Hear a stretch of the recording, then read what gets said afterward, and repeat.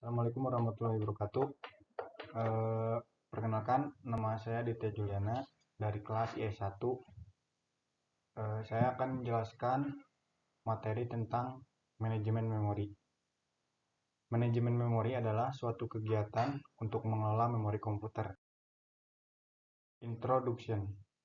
Memori merupakan bagian dari komputer yang berfungsi sebagai tempat penyimpanan informasi yang harus diatur, dikelola, dan dijaga sebaik-baiknya. Konsep dasar yang perlu kita pahami adalah memori merupakan bagian dari komputer yang berfungsi sebagai tempat penyimpanan informasi yang harus diatur atau dikelola dan dijaga sebaik-baiknya. Sistem operasi bertugas untuk mengatur perletakan banyak proses pada suatu memori. Hal tersebut menjadi alasan perlunya manajemen memori.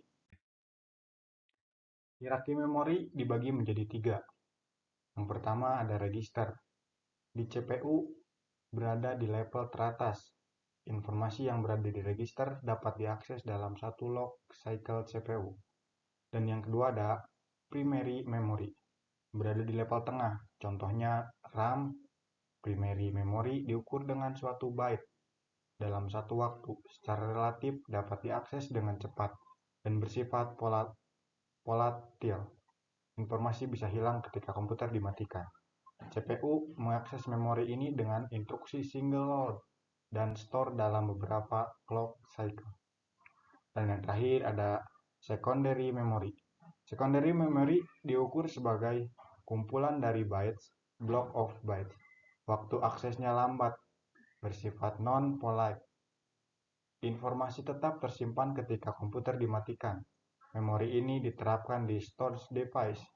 Jadi, akses meliputi aksi oleh driver dan physical device, contohnya disk and tape. Hubungan manajemen memori dengan sistem sistem operasi. Sistem operasi memberikan tanggapan terhadap manajemen memori utama untuk aktivitas-aktivitas sebagai berikut. Yang pertama, menjaga dan memelihara bagian-bagian memori yang sedang digunakan dan dari yang menggunakan. Yang kedua, memutuskan proses-proses mana saja yang harus dipanggil ke memori jika masih ada ruang di memori. Dan yang terakhir, mengalokasikan dan mendelokasikan ruang memori jika diperlukan. Keuntungan memori virtual. Memori virtual adalah suatu teknik yang memisahkan antara memori logis dan memori fisiknya. Memori logis merupakan kumpulan keseluruhan halaman dari suatu program. Tanpa memori virtual, memori logis akan langsung dibawa ke memori fisik atau memori utama. Memori virtual melakukan pemisahan dengan menaruh memori logis ke secondary storage atau disk sekunder dan hanya membawa halaman yang diperlukan ke memori utama, memori fisik. Berikut keuntungan dari memori virtual. Yang pertama, large address space. Yang dimaksud dengan large address space membuat sistem operasi seakan-akan memiliki jumlah memori melebihi kapasitas memori fisik yang ada.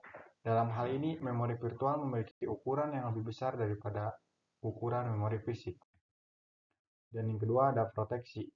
Tiap proses di dalam sistem memiliki virtual address space. Virtual address space, tiap proses berbeda dengan proses yang lainnya lagi. Sehingga apapun yang terjadi pada sebuah proses tidak akan berpengaruh secara langsung pada proses lainnya. Yang ketiga ada memory mapping. Digunakan untuk melakukan pemetaan image dan file-file data ke dalam alamat proses. Pada pemetaan memori, isi dari file akan di-link secara langsung ke dalam virtual address space dari proses. Dan yang keempat ada File Physical Memory Allocation. Digunakan oleh manajemen memori untuk membagi penggunaan memori fisik secara adil ke setiap proses yang berjalan pada sistem. Yang kelima, ada shared virtual memory. Meskipun tiap proses menggunakan address space yang berbeda dari memori maya, ada kalanya sebuah proses dihadapkan untuk saling berbagi penggunaan memori. Strategi manajemen memori. Yang pertama ada First Fit Algorithm. Pencarian dimulai dari awal dan akan berhenti jika ditemukan lokasi pertama yang cukup besar untuk menempatkan proses tersebut.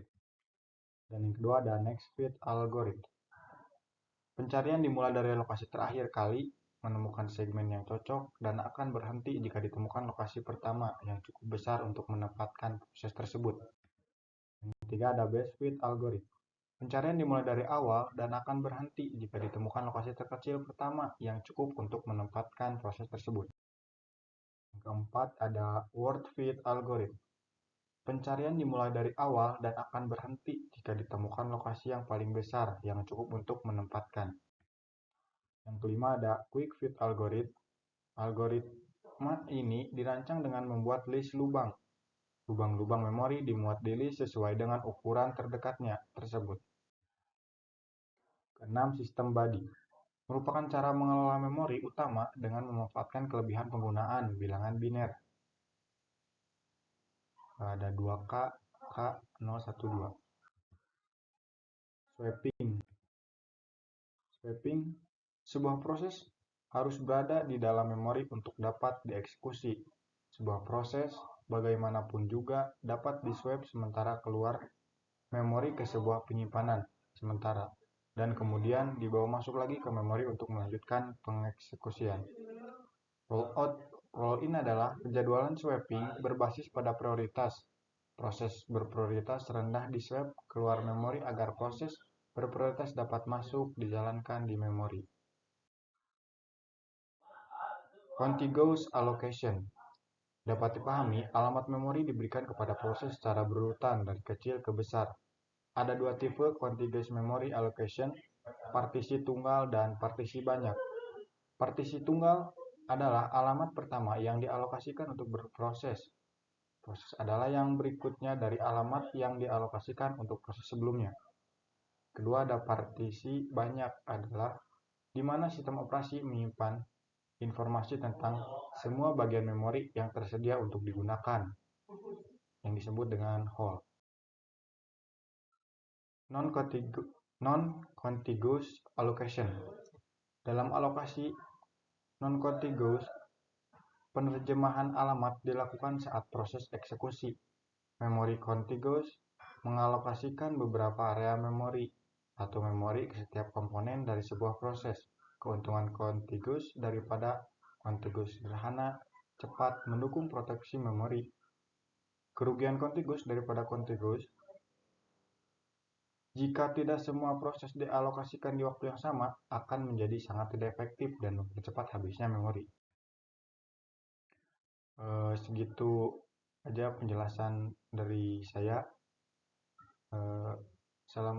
Wassalamualaikum warahmatullahi wabarakatuh.